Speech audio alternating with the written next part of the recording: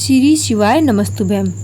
आज की हमारी इस वीडियो में हम आपके लिए रवि प्रदोष व्रत की पौराणिक कथा लेकर आए हैं। एक समय की बात है, किसी गांव में एक गरीब ब्राह्मण परिवार रहता था।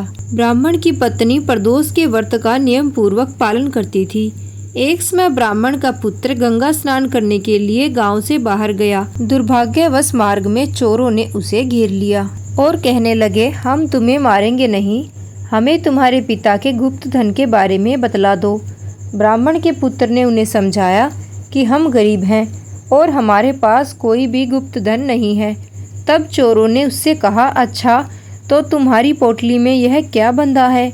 तब ब्राह्मण के पुत्र ने निसंकोच होकर कहा, मेरी माँ ने मेरे लिए रोटियां दी हैं, वही इस पोटली में बंधी हैं। यह सुनकर चोरों ने कहा, चलो साथियों, यह तो खुद ही बहुत दुखी मनुष्य है, हम किसी और को लूटते हैं। ऐसा कहकर चोर उसे छोड़कर आगे चले गए। तब वह ब्राह्मण का पुत्र वहां से आगे चला और एक नगर में पहुंचा। नगर के पास एक बरगद का पेड़ था।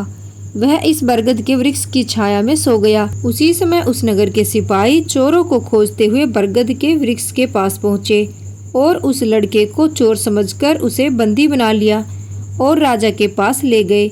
राजा ने उसे कारागार में बंद करने का आदेश दे दिया। ब्राह्मणी का लड़का जब घर नहीं लौटा तो उसे अपने पुत्र की बहुत चिंता हुई। अगले दिन प्रदोष का व्रत था। ब्राह्मणी ने प्रदोष व्रत किया और भोलेनाथ से मन ही मन अपने पुत्र की कुशलता के लिए प्रार्थना की। भगवान भोलेनाथ ने उस ब्राह्मणी की प्रार्थना सुन ली और उसी रात भोलेनाथ ने उस राजा को स्वप्न में आदेश दिया कि यह बालक चोर नहीं है, उसे प्रातःकाल छोड़ देना, अन्यथा तुम्हारा राज्य वैभव सब नष्ट हो जाएगा। प्रातःकाल राजा ने शिवजी की आज्ञा अनुसार उस बालक को कारागार से मुक्त कर दिया। बालक ने अपनी सारी कहानी राजा को सुना दी।